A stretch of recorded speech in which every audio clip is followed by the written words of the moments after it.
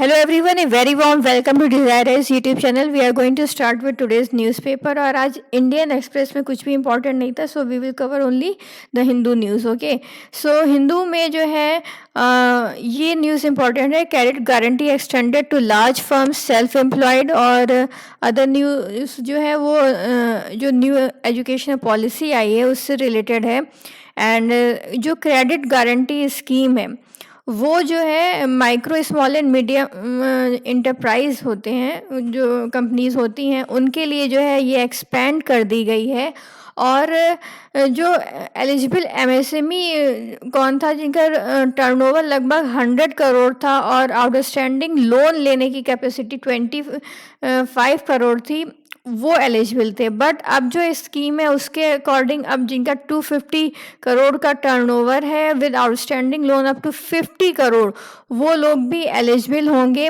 And individual beneficiaries जो कि बहुत प्रोफेशनल्स होंगे, सच एज डॉक्टर्स हो गए, लॉयर्स, सीए वगैरह हो गए, as well as self employed people जैसे कि वेंडर्स, टैक्सी ड्राइवर्स, ये सब जो हैं अब क्रेडिट गारंटी स्कीम के अंडर में इंक्लूड हो जाएंगे. तो ये कुछ चेंजेस आए हैं जिसको आपको ध्यान में रखना है. और आपने जहाँ कहीं भी ये इस स्कीम के बारे में लिख रखा हो इसमें थोड़ा सा चेंजेस कर लेना. और ये है कि ये देखो इसमें कॉर्पस जो है कितनी है, लगभग 41,600 करोड़ का है और ये फुली गारंटीड है स्कीम. ओके, लगभग 3 लाख करोड़ का. So this was there. और नेशनल जो न्यू एजुकेशन पॉलिसी आई है इसमें जो है मैंडरिन लैंग्वेज को हटाने की बात चल रही है. अभी जो है इसका जो है MEA से पूछा गया था तो उन्होंने तो कुछ ऐसा रिप्लाई नहीं करा है, बट एक प्रपोजल टाइप का चल रहा है जिसमें जो है मैंडरिन हटाने की बात चल रही है.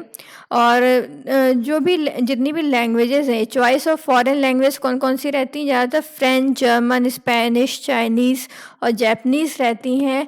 ये लैंग्वेज जो है सेकेंडरी स्कूल के बच्चे जो भी इंटरेस्टेड होंगे उनको ये ऑफर करी जाएगी. ओके, मैंडरिन एक ऐसी लैंग्वेज है जो ज़्यादातर जो है चाइना के लोग जो है बोलते हैं.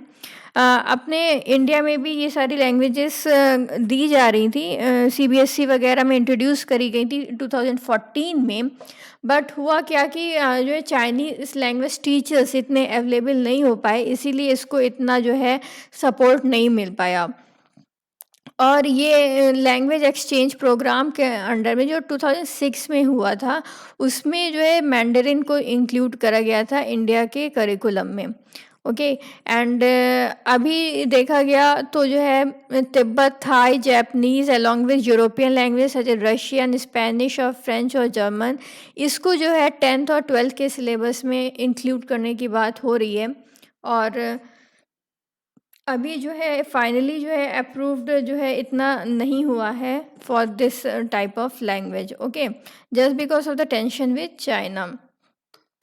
इसके बाद एजुकेशन एंड NEP, इसको थोड़ा सा फिर से हम लोग समझ लेते हैं कि क्या है new education policy. National education policy क्या है, ये 34 ईयर्स के गैप के बाद आई है.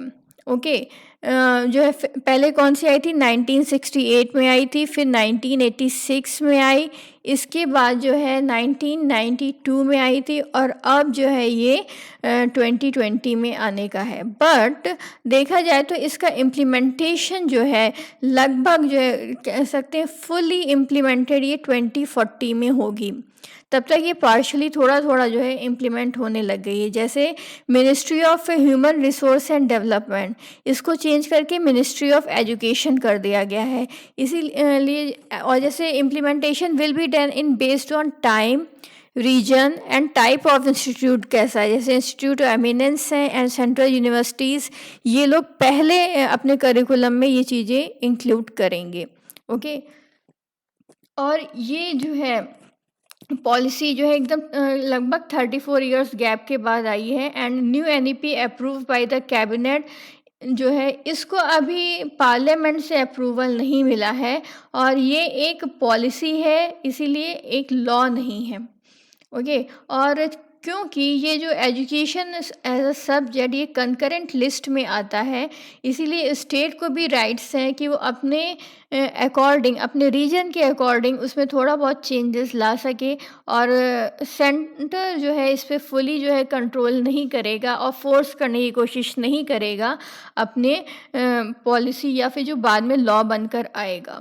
So what are some of the key proposals क्या है इसमें? ये है कि जो स्कूल का जो करिकुलर स्ट्रक्चर है वो थोड़ा सा चेंज में आएगा। Okay, from the current 10+2 class 1 to 10 of general education followed by 2 years of higher secondary education with specialize subjects उनको लेने को मिलेंगे, एज वेल एज 5+3+3+4 का फॉर्मूला होगा जो लास्ट वीडियो में मैंने कवर किया है, तो वो देख लेना आप। And bringing children from age 3 to 5 within the formal education system for the first time. पहले जो है एज 3 के बच्चे जो हैं वो इंक्लूडेड नहीं थे। वो एज 6 जो होता था, 6 years का जो बच्चा होता था उसको जो है जो रेगुलर एजुकेशन है उसके लिए राइट्स गारंटीड थे। बट अब क्या होगा, अगर ये पॉलिसी इम्प्लीमेंट हो गई, लॉ बन गई, तो जो है जो 3 साल का बच्चा है उसको भी फॉर्मल एजुकेशन का जो है उसके राइट्स का जो है वो सब जो है बेनिफिट्स लेने को वो एलिजिबल हो जाएगा। And it will ensure curricular continuity in the last 4 years. So foundational literacy और न्यूमरेसी हो गया, एज वेल एज जो फ्री ब्रेकफास्ट है वो अब जो है क्या, जो एज 3 years वाले हैं उनको भी उसका बेनिफिट मिलेगा। दैट मीन्स जो मिड डे मील स्कीम है जो चल रहा है वो उसका बेनिफिट 3 साल का बच्चा भी ले सकता है। एज वेल एक क्या होगा, वोकेशनल टाइप की एजुकेशन दी जाएगी जिसमें कि इंटर्नशिप भी होगी फ्रॉम क्लास 6। ओके, एंड क्या होगा कि जो बोर्ड एग्ज़ाम्स है जिसका फियर ज़्यादातर बच्चों को होता है उसको एक रीडिज़ाइन करा जाएगा जिससे कि वो ईयर में 2 बार जो है एग्ज़ाम्स दे सकें, और कुछ अदर भी इनिशिएटिव्स लिए जाएंगे जिससे कि ज़्यादा से ज़्यादा जो है स्टूडेंट्स जो हैं वो अपना स्किल डेवलपमेंट आके स्कूल में कर सकें। ओके, और टॉप फॉरेन यूनिवर्सिटीज़ को ये बोला गया है कि जो टॉप यूनिवर्सिटीज़ हैं जो वर्ल्ड की रैंकिंग में टॉप 100 में आती हैं उन्हें जो है इंडिया आने का इनविटेशन दिया जाएगा। ऐसा चीज़ पहले भी किया गया था यूपीए की गवर्नमेंट में, बट इतना सक्सेसफुल नहीं हुआ था, और जितने भी फॉरेन यूनिवर्सिटीज़ थी उन्होंने जो है केवल फैकल्टी को मीन्स फैकल्टी बेस्ड जो एक्सचेंज प्रोग्राम है वही इंडिया में इम्प्लीमेंट करना या फिर उसी चीज़ में वो इंटरेस्टेड रहे थे। और जो यूजी प्रोग्राम है उसको जो है 4 year का कर दिया जाएगा जिसमें कि सर्टिफिकेट लेके आ सकता है कोई भी 1 year का कोर्स करके, उसके बाद डिप्लोमा होल्डर हो सकता है और इसके बाद डिग्री होल्डर भी हो सकता है। ओके, तो इस तरीके का जो है यूजी में सिस्टम चेंज लाने की बात हो रही है, और मल्टीपल एंट्री और एग्जिट ऑप्शन रहेंगे, और क्रेडिट ट्रांसफ़र सिस्टम भी रहेगा, और ये जो एमफिल है इसको जो है एबॉलिश कर दिया जाएगा। So what is the timeline for the implementation? लगभग 2040 तक जो है ये पूरा इम्प्लीमेंट कर दिया जाएगा। एंड फॉर इंस्टेंस जो 4 year का जो अंडर ग्रेजुएट डिग्री प्रोग्राम है इसमें क्या होगा, मल्टीपल एंट्री एग्जिट ऑप्शन होगा, विल बी इंट्रोड्यूस। ये जो इंस्टीट्यूट ऑफ एमिनेंस है इसमें 2021 के एकेडमिक ईयर में ये अभी से इंट्रोड्यूस करने का प्लान है। ओके, और जितने भी अदर जो 3 year डिग्री कोर्सेज हैं वो उसी तरीके से कंटिन्यू करेंगे, बट हाँ जो एमफिल वाला है उसको अभी से ही डिसकंटिन्यू कर दिया जाएगा। ओके, एंड इसके बाद जो है जो नेशनल फाउंडेशनल लिटरेसी और न्यूमरेसी मिशन जो है जो 2025 तक इम्प्लीमेंट होना है, will be launch by the end of the year. और एनसीईआरटी एक करिकुलर फ्रेमवर्क बनाएगी जिसमें कि न्यू स्कूल स्ट्रक्चर होगा, जिसमें कि जो अर्ली चाइल्डहुड केयर है, लगभग 3 साल का बच्चा जब अगर एडमिशन लेगा तो उसको किस तरीके की केयर प्रोवाइड करानी है, नेक्स्ट एकेडमिक ईयर से इस चीज़ को देखा जाएगा। So where do the difficulty lies? कुछ ऐसे प्रपोजल्स हैं जहाँ पे लीगल चेंजेस रिक्वायर्ड हैं, जैसे एक cabinet note has already been moved to set up national research foundation as a trust under the government, but in order to make it fully autonomous body, उसके लिए क्या करना पड़ेगा, एक एक्ट जो है वो पास कराना पड़ेगा फ्रॉम द पार्लियामेंट। अदर चीज़ें क्या रिक्वायर्ड है, जैसे फ्री ब्रेकफास्ट है, तो ये अगर नेक्स्ट बजट में आ गया तब जाके जो है जो स्टूडेंट्स हैं उनको मिल सकता है from the age of 3। Okay, and the process of converting affiliated college into a degree granting autonomous institution, इसके लिए भी एक लॉ पास कराना पड़ेगा। सो ये सारी चीज़ें हैं जो without passing the law implement नहीं हो सकती हैं। The proposal to make the mother tongue the medium of instruction till class 5।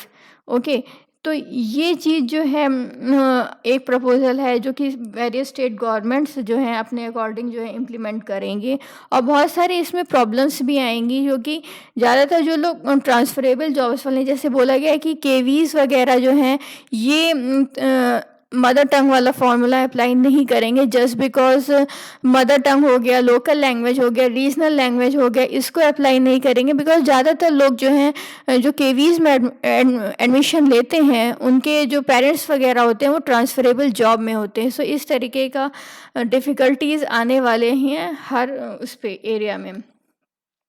इसके बाद आते हैं ये अदर टॉपिक पे, कोर्टिंग कंट्रोवर्सी इन राजस्थान जो चल रही है, गवर्नर वगैरह का जो इशू है, and the subject of contempt of court.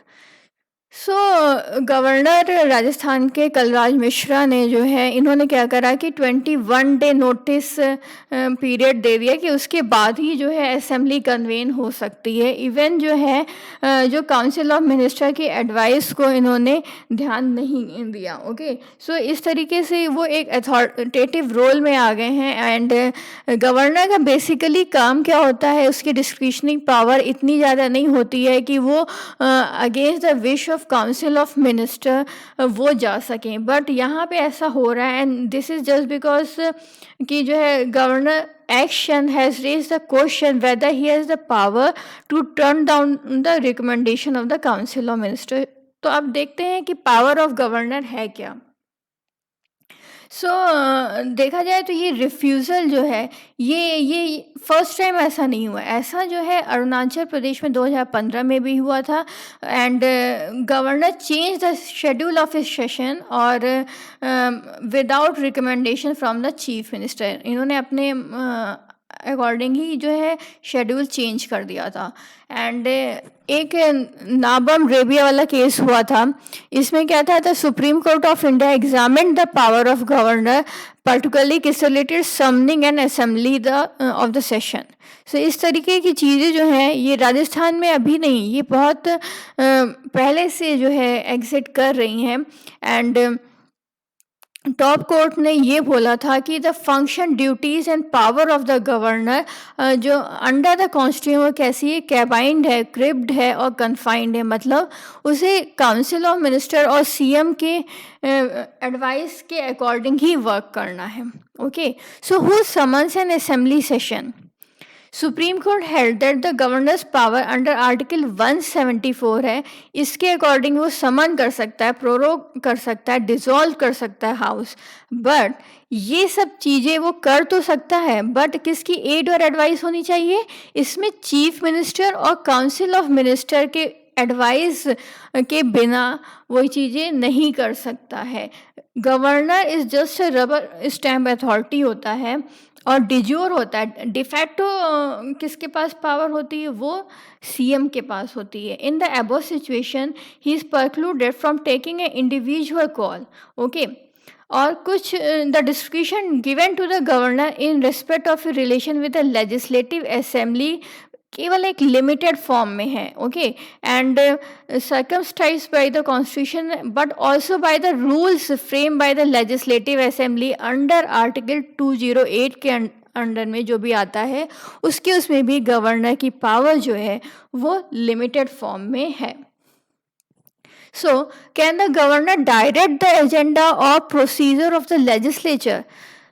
Proceeding of the legislature है एक रूल्स के अकॉर्डिंग ही चलती है। ओके, सो गवर्नर इस पे ज़्यादा से नहीं कर सकता है। First set by the Lok Sabha and adapted by the state legislature क्या था, वो 21 डे नोटिस होना चाहिए बिटवीन द टू सेशन। लेकिन इसके बाद क्या हुआ था कि लोकसभा ने इसको 15 डेज में कन्वर्ट कर दिया। लेकिन अगर स्पीकर चाहे तो ये जो है 15 डेज के शॉर्टर नोटिस पर भी, मीन्स 15 डेज ना भी हो उसके पहले भी स्पीकर जो है वो जो सेशन जो है वो बुला सकता है। When can the governor act without the advice of the council of minister?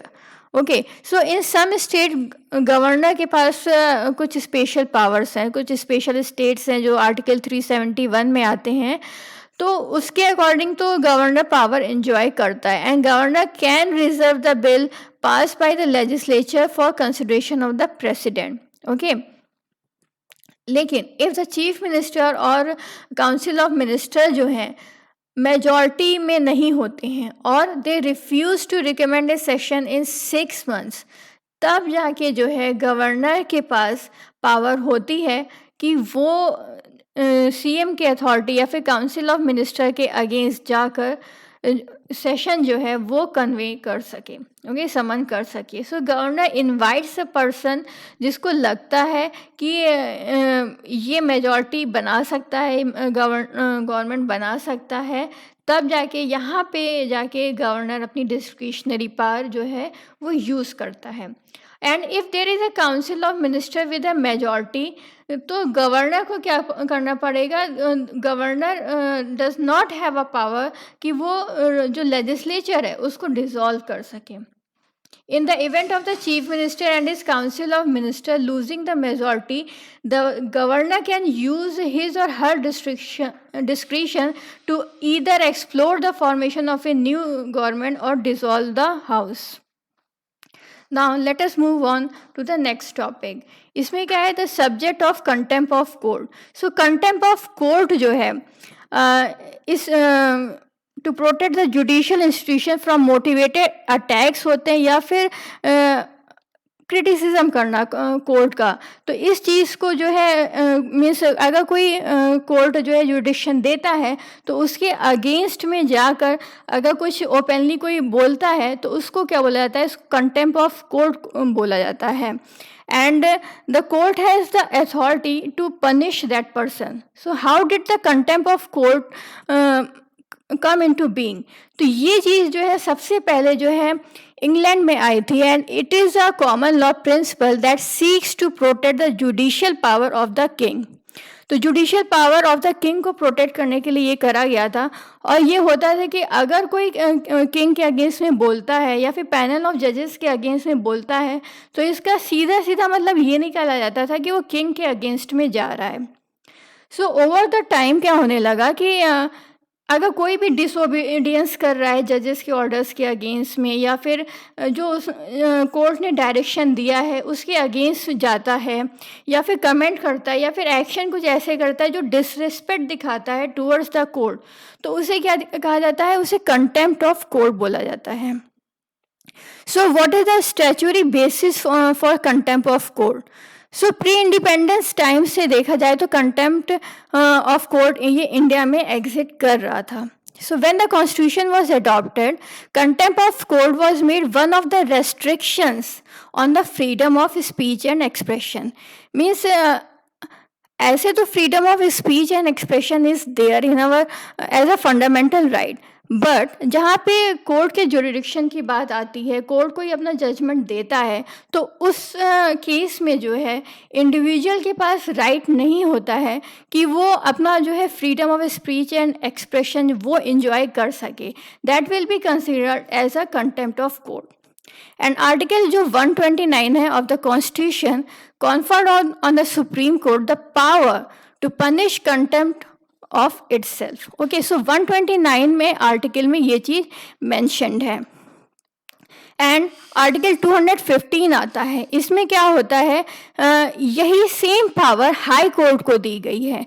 And इसको एक स्टैट्यूटरी बैकिंग भी दी गई है, मीन्स एक लॉ के अकॉर्डिंग जो है एक लॉ भी दे दिया गया, पार्लियामेंट में एक लॉ भी पास हुआ है जिसके अकॉर्डिंग जो है इस चीज़ को जो है, इस कॉन्सेप्ट को जो है एक स्टैट्यूटरी बैकिंग दी गई है under the contempt of court act 1971। So what are the kinds of contempt of court, थोड़ा सा इसको समझ लेते हैं। एक तो होता है कि एक सिविल कंटेम्प्ट होता है and other one is criminal contempt. तो सिविल कंटेम्प्ट क्या होता है, इसका मतलब ये है कि विलफुली जो है कोर्ट के ऑर्डर को डिसोबे कर लेना या फिर उसको ब्रीच कर देना। ओके, जो भी कोर्ट की प्रोसीडिंग्स चल रही है। एक होता है, दूसरा होता है कि ये क्रिमिनल कंटेम्प्ट होता है।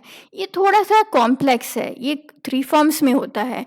पहला तो ये है कि जजमेंट आया कोई, उसके अगेंस्ट रिटर्न में बोलना या इस माने ऐसे ही मीन्स ऑन सम प्लेटफॉर्म ऐसे बोल देना, या फिर साइन एंड एक्शन के अकॉर्डिंग बोल देना जिससे मैटर जो है पूरा स्कैंडलाइज हो जाए, या फिर ऐसा इंटेंशन हो कि उस मैटर को स्कैंडलाइज करने की कोशिश करी जा रही है। तो इस तरीके की चीज़ें जो हैं कंटेम्प्ट ऑफ कोर्ट में आती हैं।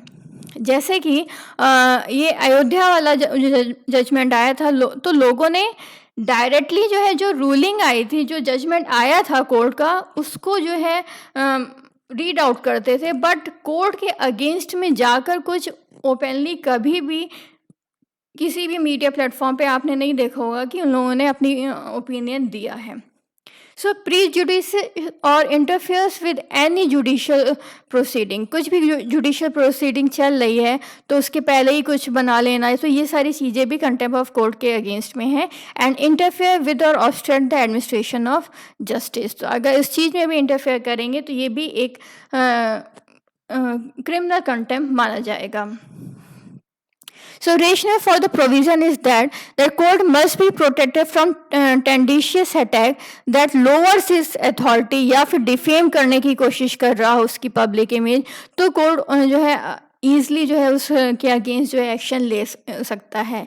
And punishment for the contempt of court, punishment is there and it is लगभग जो है 6 months की जेल हो सकती है और जो है फाइन अप टू 2000 तक लगाया जा सकता है। So what is not contempt of court. Okay, so अभी तक हमने समझा कि कंटेम्प्ट ऑफ कोर्ट है क्या। अब हम ये देखते हैं कि कंटेम्प्ट ऑफ कोर्ट क्या नहीं हो सकता है। कोई भी जुडिशियल प्रोसीडिंग्स है, इसका जो लिखा है फेयरली एंड एक्यूरेट जो है आप वैसे ही आप अनाउंस कर दो, पढ़ दो, वैसे ही ओपिनियन रख दो। So it is not considered as a contempt of court. Okay, एक फेयर क्रिटिसिज्म हो on the merits of judicial order, तब जो है इसको कंटेम्प्ट ऑफ कोर्ट नहीं माना जाएगा। Okay, there was an impression is a truth और defence against a contempt charge. एक the act was amended in 2006 to introduce truth as a valid defence. अगर जो है पब्लिक इंटरेस्ट में है और ट्रूथ है और तब जाके जो है उसको कंटेम्प्ट ऑफ कोर्ट वो चीज़ नहीं मानी जाएगी। अब आते हैं हम अदर टॉपिक पे। Will environment regulation B weekend, जो EIA जो आया है उसके रिलेशन में है ये topic. And 3 state rank high in ढोल कंजर्वेशन। सो ये टॉपिक करते हैं। सो ministry of environment and forest and climate change, इसने एक ड्राफ्ट अभी लाया है एंड EIA नोटिफिकेशन 2020 के फॉर्म में है। ये डाइल्यूट करना चाहता है, रिप्लेस करना चाहता है 2006 का जो नोटिफिकेशन है अंडर इन्वायरमेंट प्रोटेक्शन 1986। तो इस चीज़ को थोड़ा सा आपको रिमेंबर रखना है। सो EIA make a scientific estimate of the likely impact of the project. जैसे कि क्या क्या करता है EIA के फंक्शन क्या है ये देखना है। जैसे कि माइन हो गया, इरिगेशन डैम होगा, इंडस्ट्रियल यूनिट हो गई, वेस्ट ट्रीटमेंट प्लांट हो गए। तो इसमें क्या होगा कि इस अगर ऐसी कुछ चीज़ें सेटअप करनी है, ऐसे कुछ प्रोजेक्ट सेटअप करने हैं, तो इसमें जो है EIA जो है पूरा देखेगा कि असेसमेंट करेगा कि उसमें इन्वायरमेंट पे कितना हार्म पहुंचेगा। और साथ ही साथ जो है पब्लिक कंसल्टेशन जो है वो भी लिया जाता है before setting up a project, okay, जिसमें कि पब्लिक हियरिंग होती है जहाँ पे लोकल कम्युनिटी और इंटरेस्टेड पर्सन्स जो हैं वो अपने ओपिनियन दे सकते हैं, ऑब्जेक्शन भी रेज कर सकते हैं। सो इस तरीके से EIA जो है ये वर्क करता है। And how does the draft EIA notification differ from the one in force, जो कि 2006 का ड्राफ्ट है, ये जो है फोर्स में है, और 2020 का जो ड्राफ्ट आया ये इसमें डिफरेंस क्या है। देखो कुछ लिस्ट ऑफ प्रोजेक्ट्स हैं अंडर कैटेगरी B2, उसको जो है एकदम एग्जाम कर दिया, मींस EIA का जो है असेसमेंट जो है वो रिक्वायर्ड नहीं होगा। जैसे कि जो है हाइड्रो इलेक्ट्रिक प्रोजेक्ट हो गए 25 मेगावाट के, इरिगेशन प्रोजेक्ट हो गए 2000 से 10,000 हेक्टेयर का, और small foundries involving furnace unit, फिर जो है small and medium cement plants हो गए। तो इस तरीके की चीज़ें हैं जिनको एकदम कम्प्लीटली जो है EIA के जो है असेसमेंट से उससे जो है हटाने की कोशिश की गई है इस ड्राफ्ट में। The project in the list are under existing norm and identified on the basis of screening by expert appraisal committee हमेशा वैसे बैठती है जो इन चीज़ों का देखती है कि ये हार्म तो नहीं पहुंचा रहे हैं इन्वायरमेंट को, उसके बाद ही जो है अप्रूवल मिलता है। ऑल्सो जो कोल और नॉन कोल मिनरल प्रोस्पेक्टिंग है एंड स्कूल फोटोवोल्टेइक प्रोजेक्ट है do not need prior environmental जो क्लियरेंस है वो चीज़ भी नहीं अब रिक्वायर्ड होगी। सो इसके बाद जो है ये है कि व्हाट आर द एप्रीहेंशंस क्या हैं कि this is apprehension that exemption from EIA and public consultation जो कि B2 कैटेगरी में है, इससे क्या होगा, मॉडर्नाइजेशन प्रोडक्ट तो होगा बट इन्वायरमेंट को वो बहुत ज़्यादा हार्म पहुंचने वाला है।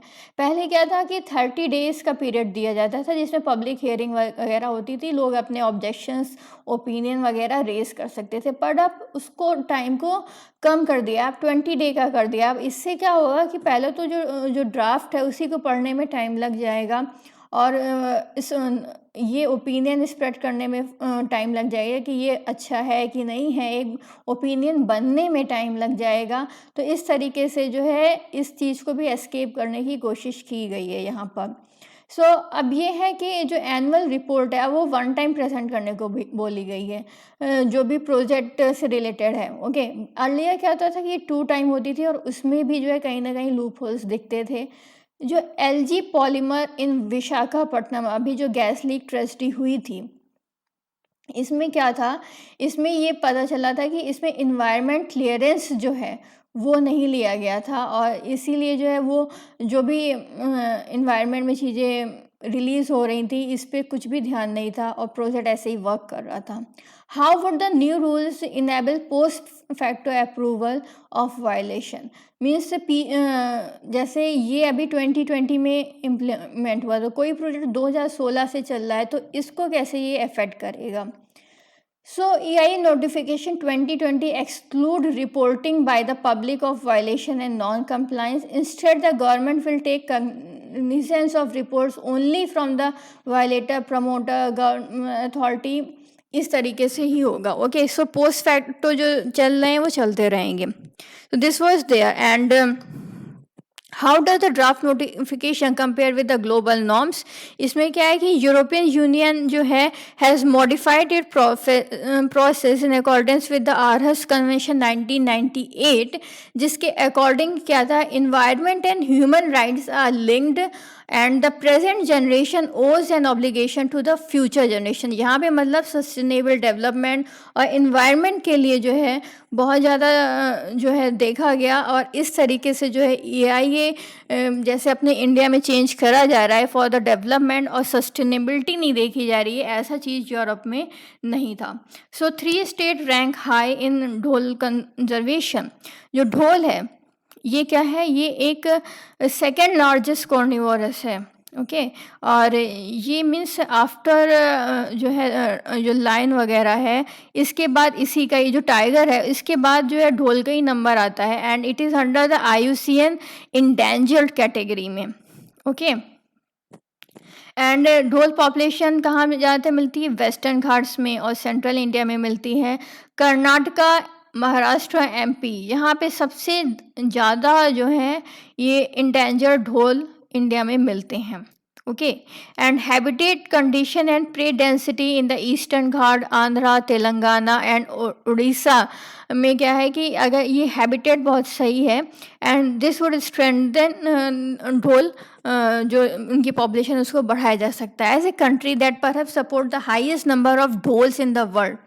ओके, सो इंडिया में हाईएस्ट नंबर ऑफ ढोल्स हैं। सो इनका we do not have a targeted management plans नहीं है, इसके बाद मॉनिटरिंग प्लान नहीं है।